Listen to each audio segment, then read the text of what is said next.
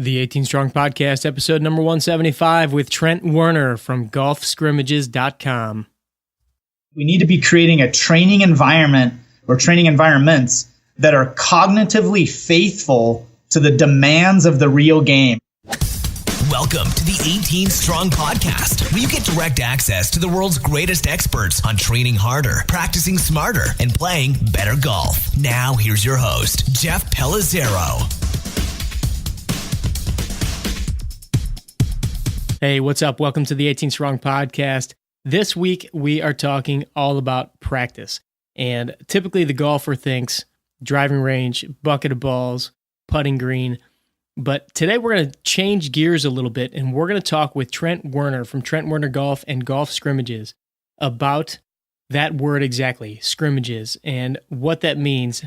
Just to give you a little background here on Trent, he has been voted the Colorado PGA Teacher of the Year 3 times. He's been voted number 1 teacher in Colorado by Golf Digest multiple times, and he's also been featured on the Golf Channel many of times over the years. So he has definitely proven the fact that he knows how to get his clients, his students, to practice better, to play more effective golf, as it's showing in his results. Most of us grew up playing some sort of sport. You'd go to practice. You finished your practice with a scrimmage, and you know that it's all about playing the game while you're practicing, learning the ins and outs, learning, techniques, making stuff up, being creative. And so Trent has really dedicated the last 11, 12 years of his coaching to teaching golfers how to practice better. So if you've ever said to yourself, why is it so hard to take what I'm doing at the range and take it to the course? Or why is it so hard to improve when I'm under pressure? This episode is exactly for you. What Trent has done with his book, with his website, is give you a realistic way to practice and play games and mimic the situation, mimic the pressure, or find ways to come closer to that pressure that you're going to feel on the course. So when you get out there, you don't crumble because you don't get to hit 5 balls in a row, or you don't get to roll the same putt 3 times. So I think you're really going to enjoy this. There's a great resource at golfscrimmages.com to check out the different videos and check out the membership site, which we'll get into some details in the episode itself. Real quick, want to say thanks to our sponsor, PGA Tour mobile app, for sponsoring the show in this episode. If you haven't jumped on the PGA Tour mobile app, you don't have it on your phone yet, you're missing out. You are not able to stay up to date live with what's going on the tour, as we're kind of getting ramped up back into the golf season here in 2018. You want to know what the guys are doing. Pretty soon, Tiger's going to be playing again. You want to see what Tiger's score is. So you can check all of the stats. You can check every shot. You can even get highlights on the PGA Tour mobile app. So if you don't have it, go to whatever device it is. Look up in your app store on Android, iPhone, Samsung, whatever it might be, BlackBerry. If you still carry one of those, you can find the PGA Tour mobile app. So go ahead and download that now. All right. Let's get into some scrimmage talk with Trent Wearner. Trent Wearner, welcome to the 18 Strong Podcast, and thanks so much for coming on. Jeff, thanks so much for having me. I appreciate it. Looking forward to it. Absolutely, me too. The topic that we're going to talk about that you're the expert in is how golfers practice. And in our communication before, or actually I think it was in the video on your website, I saw or heard the line that golf is the worst practice sport in the world. And I think you're probably right when you say that. And so you actually have devoted a lot of time and effort to helping kind of educate golfers on better ways to practice. And one of those is through your book, Golf Scrimmages, the realistic practice games under pressure. So first of all, what made you finally decide to write that book? And how long has the book been out in publication? Sure. So when I was a kid, I grew up playing a lot of sports, and probably only golf, soccer, baseball, and basketball were kind of the only organized ones. But we did everything in the outside in the street, like I think a lot of us our age kind of tended to do. There weren't any helmets, right? And we just stayed out till dark, and nobody cared. And just growing up in the game atmosphere and street games, right? Whatever it is, we just played games, and regardless of the technique, we had a blast, and we competed, and we learned to, whatever the sport, get the ball in the hole, as it's dubbed in golf. And so through that and playing a lot of games with friends growing up through the years at the golf course, we just made them up and had a blast doing that all day long. So I had that idea for quite a while, and I put things on paper the old-fashioned way, and I kind of have to lay things out and see them before I write them. So I would do that, and it took a few years to get it all down, but I committed to doing it. And the book came out near the end of August of 2006, and it's just been the neatest trip for the last 11, 12 years now, getting to meet so many great people around the country, college coaches, players, successful amateurs or professionals that contact me about it. It's just been really, really fun.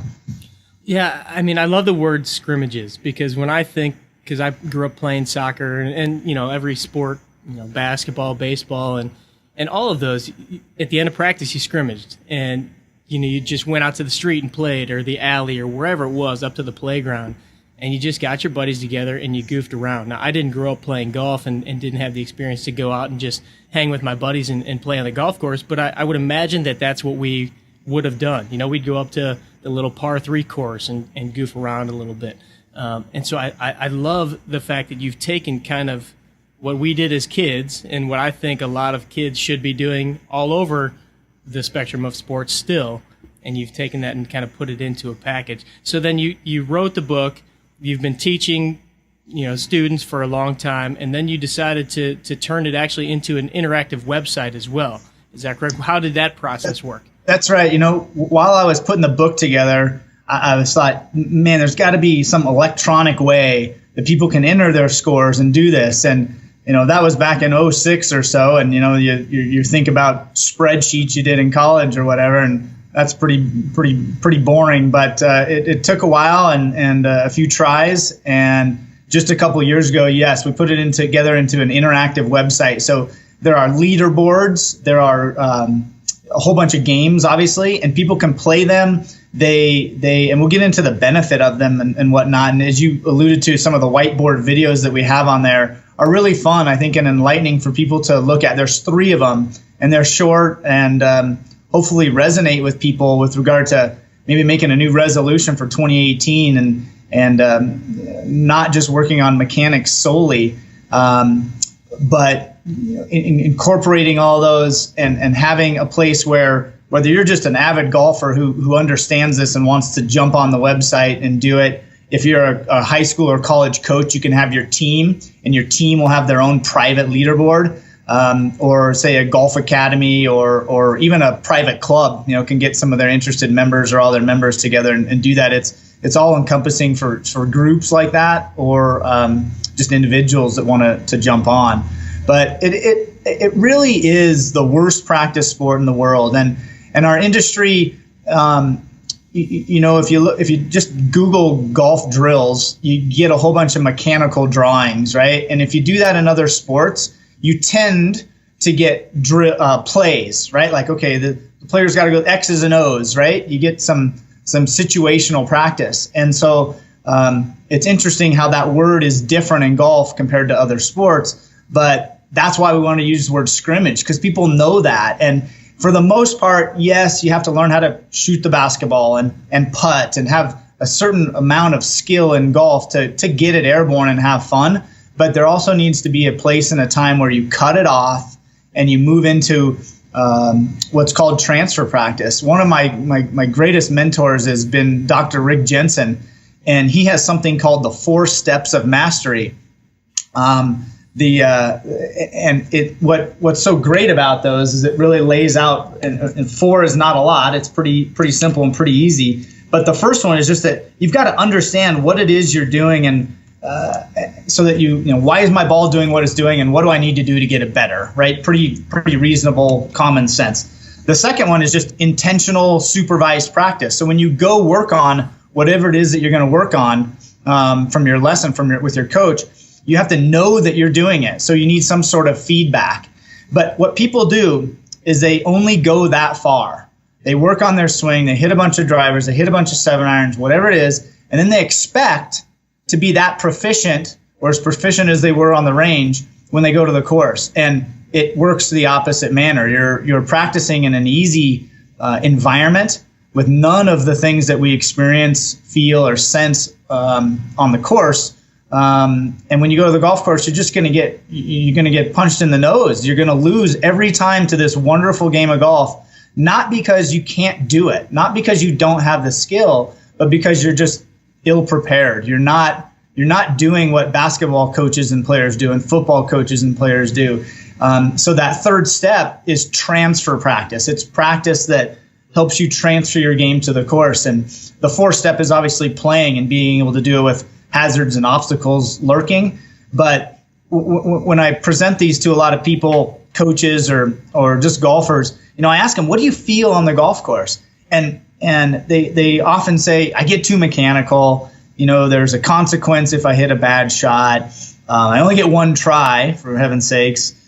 There's a whole bunch of different lies, and I'm thinking about score all day. That's what happens. And all of that is encompassed into one thing called pressure. And if you're not ready for that, you are doing yourself a disservice when you go out and hit balls or practice. And that's why you've got to get outside. There are a lot of great facilities around the country, and indoor lessons are going to grow and grow with the decline or not so many golf courses being built anymore in the U.S. or even North America. So we're going to see a lot of that. And frankly, I believe that there's some great teachers that work indoors, but long-term wise, the golfer has got to get outside and experience all of these different elements. And I can't say that enough to I guess the golfing public, that you've got to put yourself in an environment. And no one would go to a golf course, or no one would go do anything. No, you don't go to basketball practice and just work on set shots from the 3-point line, but let alone with no basket, right? And that's what we do indoors to a net. So short-term wise, absolutely there's a benefit. You can work on your technique and improve that skill, but sometimes I get a little afraid that we're removing the golfer from the actual issue even more. So the issue is, and every coach will agree with this, probably the top two things they hear is, I'm inconsistent, I want to be more consistent, and I can't take my game to the course. Well, a lot of people have a tough time taking their game from the range to the course, and by moving it indoors, it makes it even another step, which is a little bit challenging for some people. So you've got to be able to get outside and do it and put yourself under a lot of those tough, pressure-packed elements. Why do you think it is that we tend to stop at that second level and we never move on to that transfer level? I mean, it seems like every golfer, they think of practice as going to the driving range and just hitting balls, and maybe going to the putting green and rolling some putts. That's a perfect question. That's really good. It really comes down to, sports psychologists call this false confidence. So you stand there with whatever club it is, and we tend to hit it over and over again, and sooner or later you're going to find it, right? Like, okay, there, I hit a good one, and you get on a roll, and you get in the car and you drive home and you feel good about yourself. But that term false confidence comes from you just hit 30 set shots from the 3-point line. Nobody's in your face. You're not coming off a pick. You're not flying through the air sideways. You're not doing anything realistic. And so it's fake, basically. And yet it's a big lure, right? Like, it's awesome. I'm hitting it great. And everybody loves hitting it solid. And there's research on what people want to do is, lower your handicap, shoot these scores, or hit it solid. People want to hit the ball solidly. And I get that. But that's why they stop, is that it's awesome to hit the ball solidly. But there's a total difference between being able to do that one try. We'll commonly say to people, like, the goal in golf is to hit consecutive shots well, right? That's what we're trying to do. Hit a pretty good drive, pretty good approach, pretty good putt or two, or chip if we have to. But when we need to do that on the range, we need to do the exact same thing. And it doesn't take rocket science, and there's a lot of research to back this up, but it's a kind of a duh statement. Like, if you're not incorporating these things, alternating clubs, putting yourself under pressure through some scoring system, alternating the lie, creating some sort of mental environment, basically, then you're gonna have a very tough time taking your game to the course, or you might get lucky a round or two or what have you throughout the course of the summer, but you're not going to be as consistent as you'd like. Yeah, I think we've all experienced it where, you hit a shot, it's terrible, you drop another ball down, and you hit the perfect shot. Well, that's great, but that's the second shot. It didn't actually count. So, we never, on the driving range, it's easy if you hit 5 in a row for, 3 out of those 5 to be pretty decent. I think that's where the term or breakfast ball probably came into play, right? Like, well, I get to do another one, and it's like I hate that. I hate a mulligan. I hate a breakfast ball. It's like, no, we're going to go learn to deal with it. I don't care if this is your first shot and you didn't warm up. That's your fault. We got to learn to deal with this. And if we make a bogey on hole 1, we make a bogey. But teeing up another one is doing more damage and not allowing you to take the skills that you need to get over bad shots, because that's part of golf. It's about how you react and recover when the ball doesn't go where you had intended. And the way we practice doesn't set us up for learning and accepting that skill. So let's talk a little bit about kind of your global coaching philosophy then. When somebody comes to see you, what does a lesson maybe look like, or a group of lessons, if that's more appropriate? And how do you then kind of create that pressure for them, or allow them to create that pressure for themselves? Sure. We basically like to kind of break things into 3 parts. So, and we start off with an interview. We have a 2-page questionnaire that really gives us a big insight into the person and what they feel or think of their golf skills and the shots that they hit and their ability to manage themselves around the golf course. But when it comes down to it, it's a 3-part scenario. And the first being, what within your technique do we need to get better so that you can become more consistent? And that, whatever it may be, right? What's causing the person the most grief? Is it short game, or is it your driver? Whatever it is, but we'll take a look at the technique so that we can control the ball better, move it from point A to point B more successfully. The second aspect is really just learning to practice effectively. So some sort of training environment that they are, when they go practice, they know that they're doing it. So back to Dr. Rick Jensen's, one of his steps is just giving them proper feedback so they can acquire what it is they're trying to work on in the fastest way possible.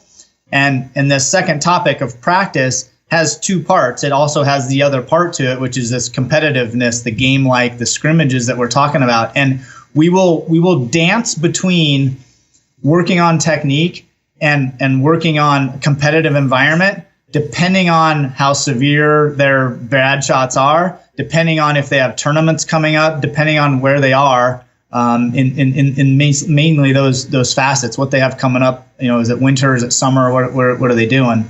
And then the third aspect is just on-course time. We try to be on the course as much as we can. We're at a great golf course here in Denver at Meridian Golf Club. We've got an 18-hole course and 3 practice holes. So if there's ever a time we can't get on the course, we can head right over these practice holes and do anything, throw balls down in the weeds or slopey mounds and simply just make it real.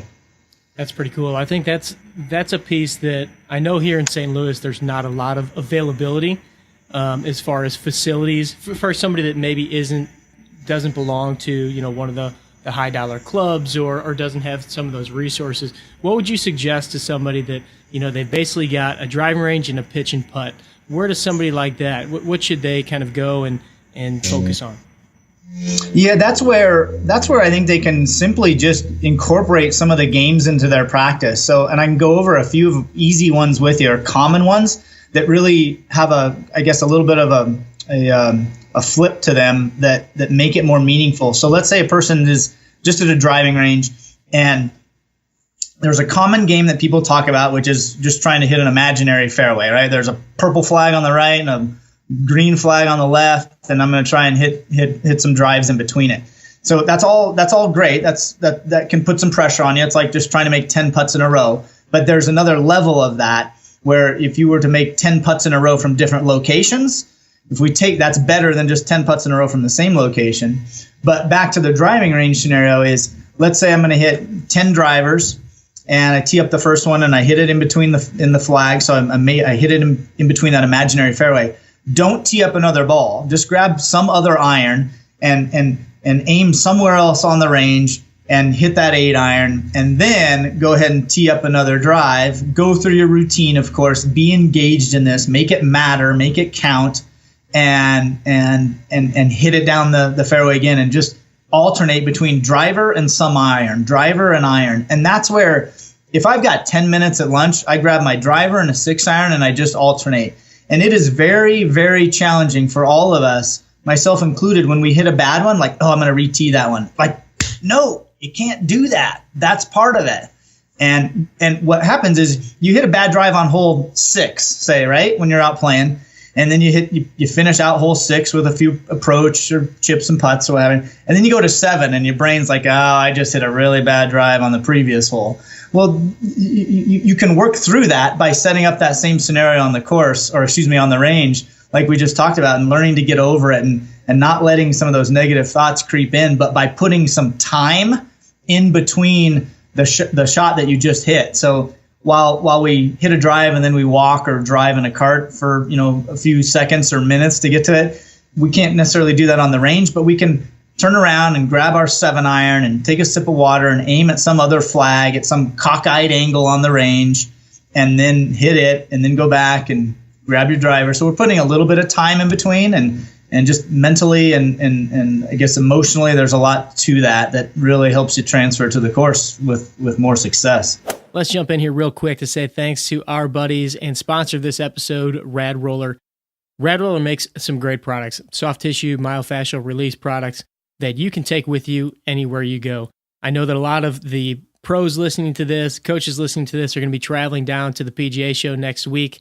And what better way to make sure that you're sleeping well, that your body's moving well, than taking a Rad Roller, either Helix or Rad Rod, or one of the different tools that they have to get your body moving a little bit better when you're stiff after your plane ride, maybe waking up in that hotel bedroom and you don't quite feel so good. That's where these products are perfect. They're very easy to travel with. You can fit them in your bag, but you can use them in the hotel room on the floor, kind of work out the knots in the shoulders, work out the legs a little bit, roll around, and you can hit some of those tough spots to make sure that you're either able to walk all day at the PGA show, or whether that be you're on a business trip or whatever it might be, getting ready to play a round of golf, which most of the golf pros will be doing while they're down there at the PGA show. So be sure to go to radroller.com and check out all the different products that they have. They've got tons of education there. They've got education platforms for the trainers and coaches that are out there that want to learn more about it. They've also got education on how to use the products. They've got their YouTube channel where you can go and look at how you can use each individual product. I personally love the original Rad Roller, the Helix, the Rad Ball, and have been playing around with the new Atom and the Sphere at our gym, and am loving every bit of it. So go check out radroller.com. Use the code 18STRONG to get your discount. Before you jump into another game, something that I noticed in some of your videos, going through some of the games, and everybody go to golfscrimmages.com and click on the games tab, and you'll get to see some of the videos and get a couple of these tips.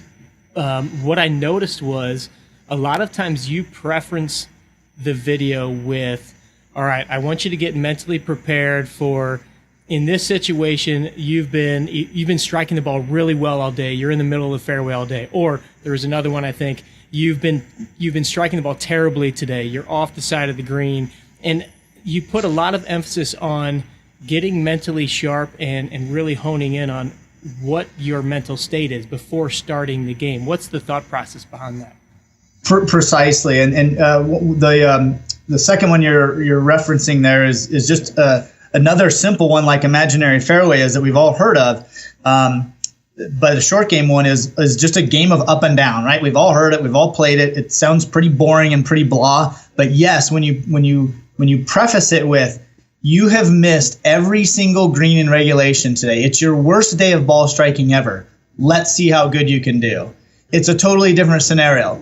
I'll come back to that in a second. What that reminds me of is we'll get on the golf course with students and they hit a bad drive, and they're in where we are, we have more native grass than trees. So they hit one in the native, and they're pouting all the way up there, and their shirt tails out and their hats backward, moping around. And they barely whack it out of the native or what have you and end up with a double bogey. So we'll go to the next hole, and I say, we're just going to skip the drive here for on this hole.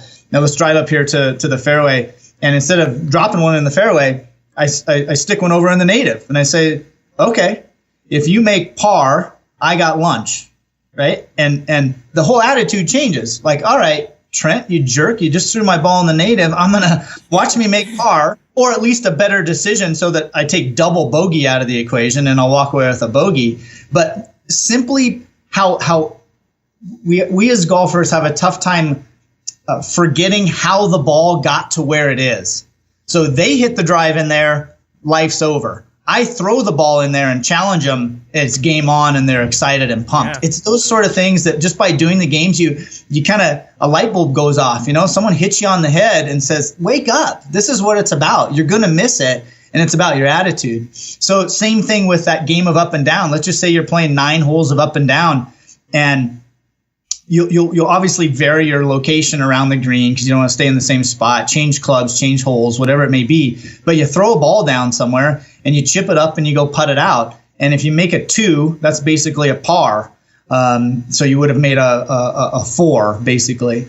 And you do that for 9 holes. You pick it out of the hole and you chuck it somewhere else on the other side of the green and you chip up and you see how well you did. And you realize within the website, we actually encourage people, you have to enter the score based on a 9-hole score. So let's say you got up and down 5 times and you failed to get up and down the other 4. You shot 4 over. And in our system, par is 36. So you enter your score as a 40. Like, look, you missed every single green in regulation and you just shot a 40. That may or may not be good for whoever's listening right now, but you can equate that to your ability level. And it's like, yeah, okay. I certainly don't miss every single green in regulation. It's just how hungry you are, and how you perceive it. And it's huge, your mentality. Yeah, it gives a totally different framework around, what that score is. Or like for me, 40, that's pretty good. I'd be happy with that in most situations. And then knowing that I missed every single fairway or every single green in regulation, for sure. I love that. So give us maybe 2 more games that people can use when they go out to the range this next week, or hopefully if it's warm enough. You bet. It's 62 degrees here in Denver and probably snowing, I think I saw in Florida or something. So it's crazy what we have going on. But wherever you are, some putting usually is a good one. My favorite putting game and is called drawback. Some people know it by pullback. But again, it's how it benefits the golfer. So basically, how this works is you whatever length putt, we spell it out on the website. But let's just say you start with hole 1, you can play 9 holes of this, and you've got a 20-footer. You putt it, and wherever it ends up, let's say it ends up just 2 feet to the right of the hole, say like 3 o'clock, if we can imagine that. Then you pull the ball back a full putter's length in line with the hole, so you're kind of extending out farther from 3 o'clock. So instead of having, a 2-footer, now you've basically got a 5-footer. And you've got to try and putt that one in. Now, a 2-footer compared to a 5-footer is a lot different. And the odds are a lot less that you're going to make it from 5 compared to 3. And if you make that putt, great, you made a 2 and you go on to the next hole. If you miss that putt, you have to draw it back again, wherever the ball ends up, always in line with the hole in the ball, and draw back another putter's length, or 3 feet. So if you leave one on the edge, you're going to be left with a 3-footer still. That's pretty much your shortest putt you can have. And you can play 9 holes of this and tally up your score. It's tough. It's challenging. This is a very tough game. But that's the whole idea, is that in other sports, games felt easy to me in basketball because we ran sprints like crazy. We over-practiced. We did all these things. We knew what these other teams were doing.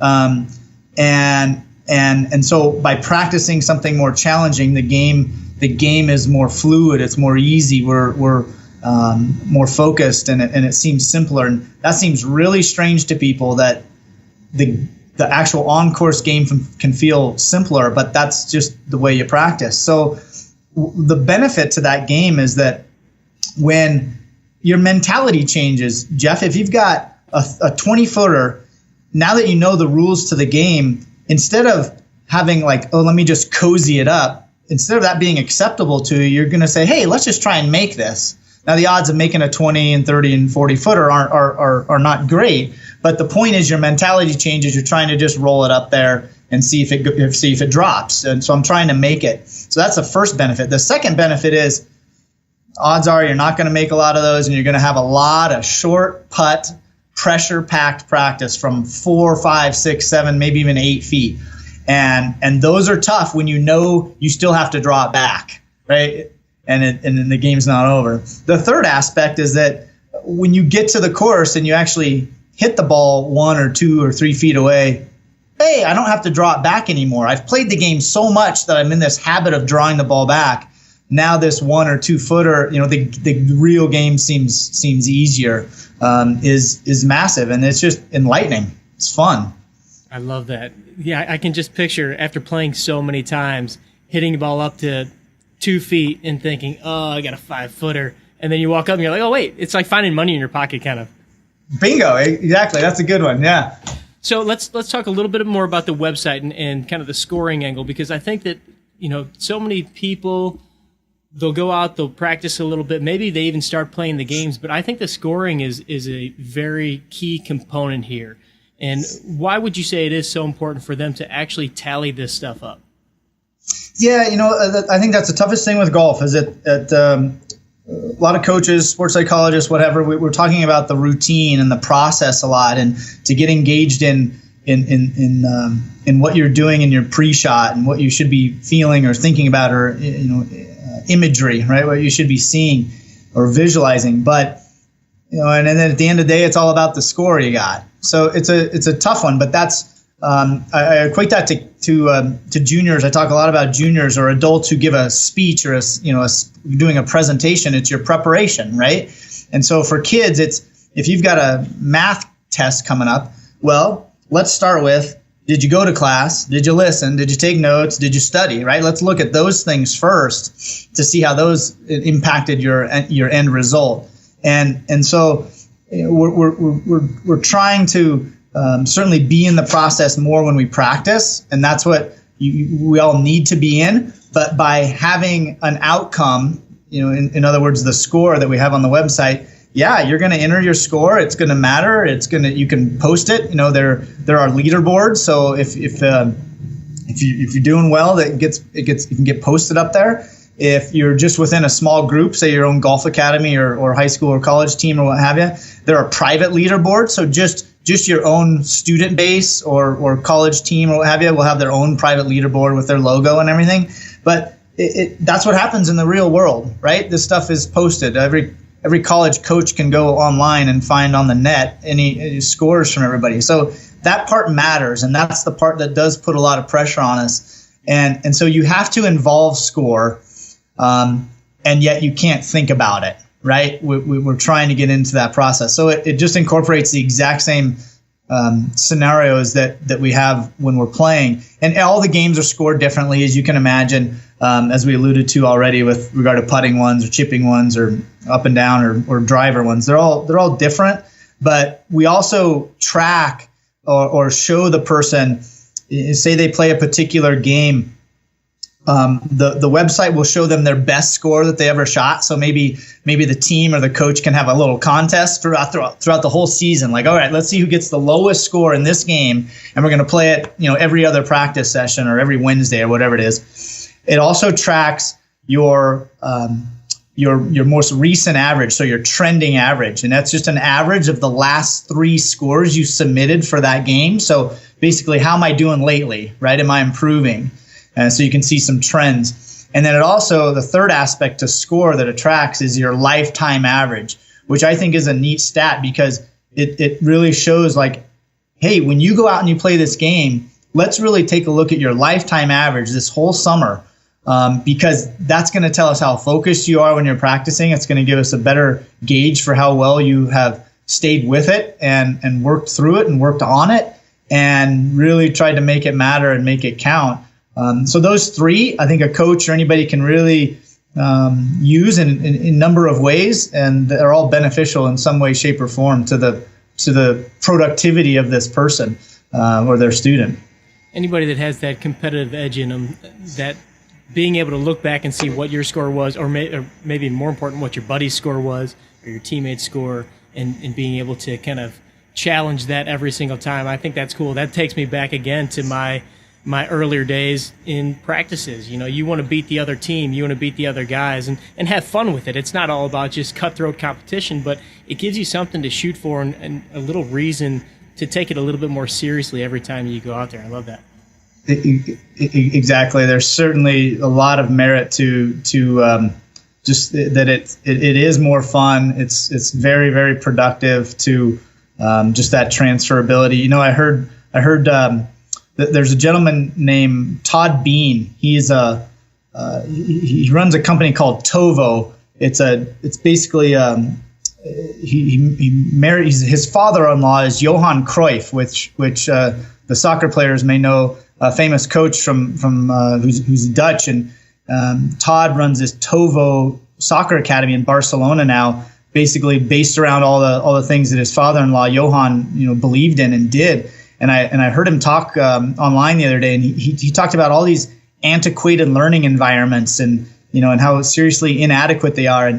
And something I took away, he used the phrase that we need to be creating a training environment or training environments that are cognitively faithful to the demands of the real game. And I have that one's pinned on my computer screen because it's just fantastic. It's what we're missing so much, and there's so many different media outlets and ways that we can find out how I need to fix my slice, or I'm hooking it, or I'm chunking it, or I'm casting it.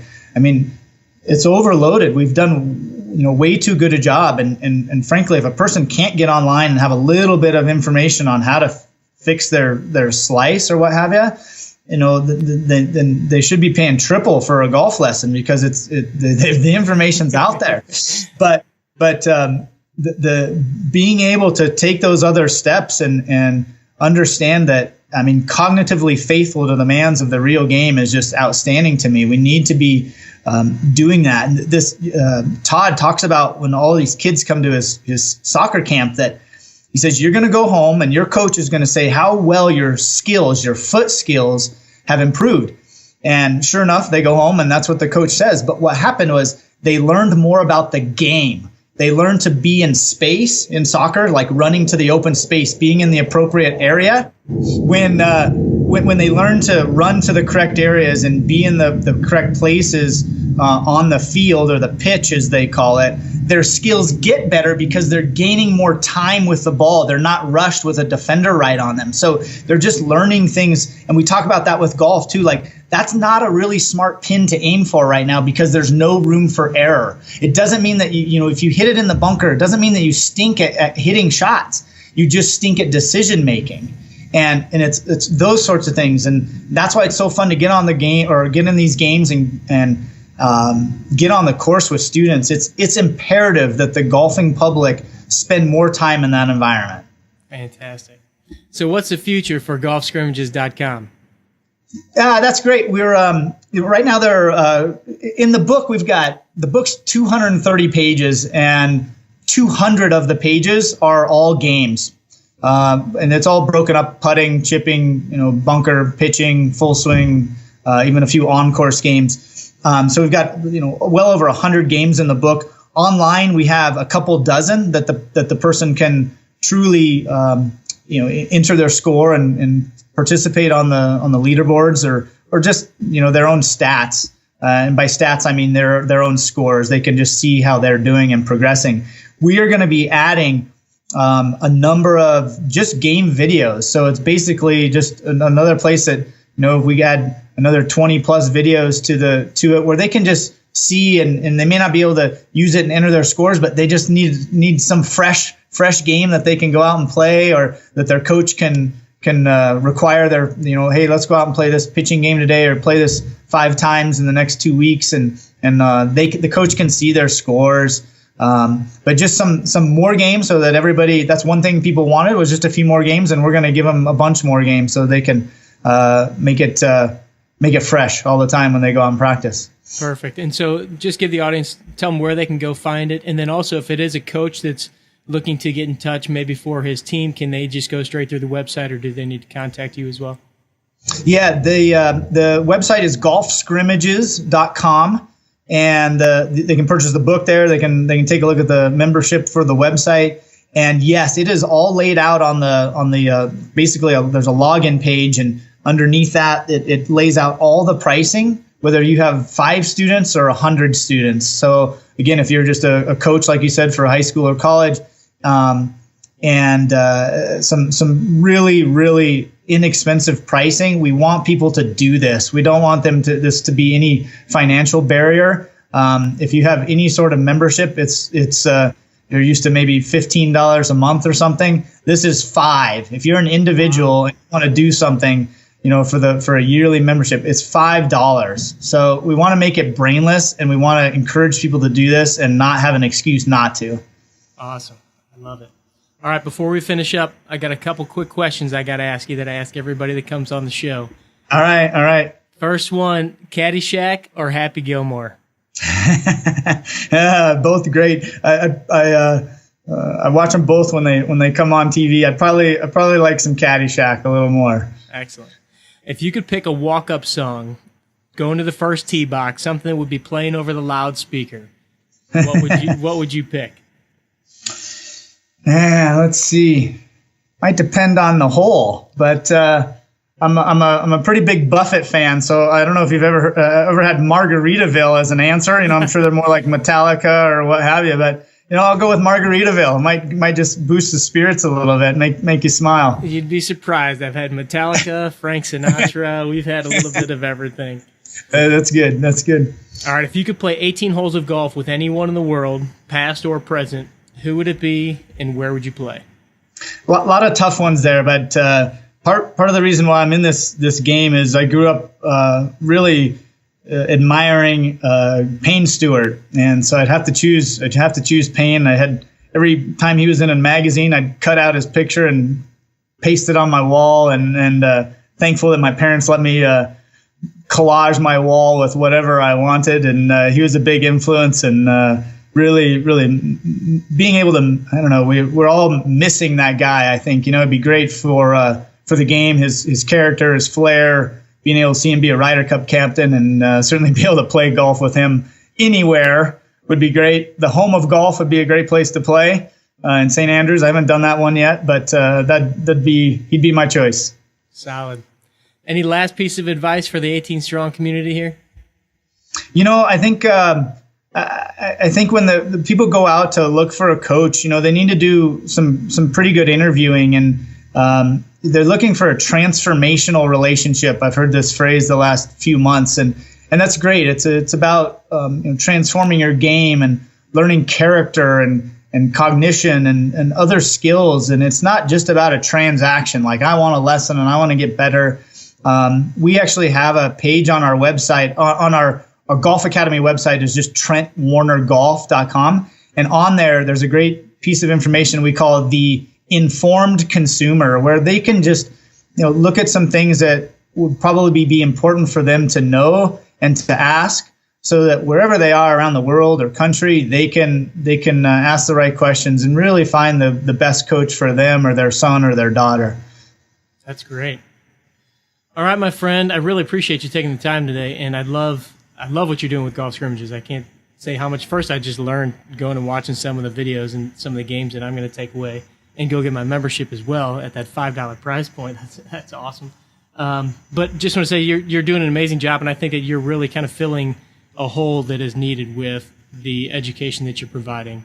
So many people don't understand how important it is to practice the way that you play in any sport, but especially golf, the worst practice sport in the world. So thanks for your time today, Trent. That's great, Jeff. I appreciate it. Through the last 10 years or 11 years since the book came out, I have seen a growing number of coaches and have this discussion. So it's neat to see the topic grow. I hope it really takes off and continues, because it is important. And I guess one tiny thing that comes to mind is we often talk to our students about, like, name a golfer you love, who's swinging. Adam Scott, Justin Rose, those come out all the time, Tiger.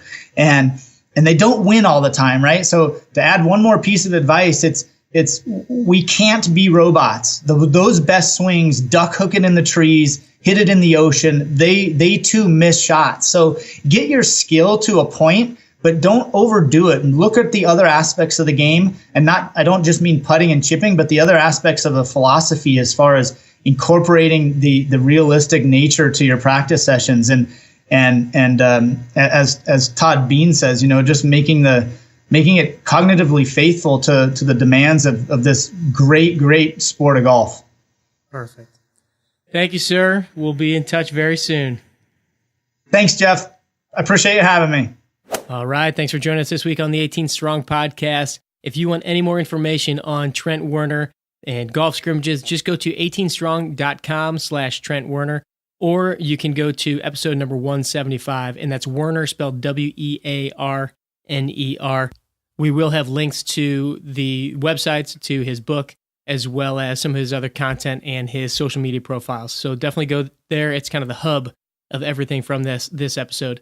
Also, don't forget to get your PGA Tour mobile app to stay up on track of everything going on the PGA Tour on the weekend, as well as your Rad Roller products from radroller.com. All right, if you're not in the private Facebook group, the 18 Strong Movement, we'd love to see you over there. Jump on in and join the conversation, and we will catch up with you next week with another great guest. Train hard, practice smart, and play better golf.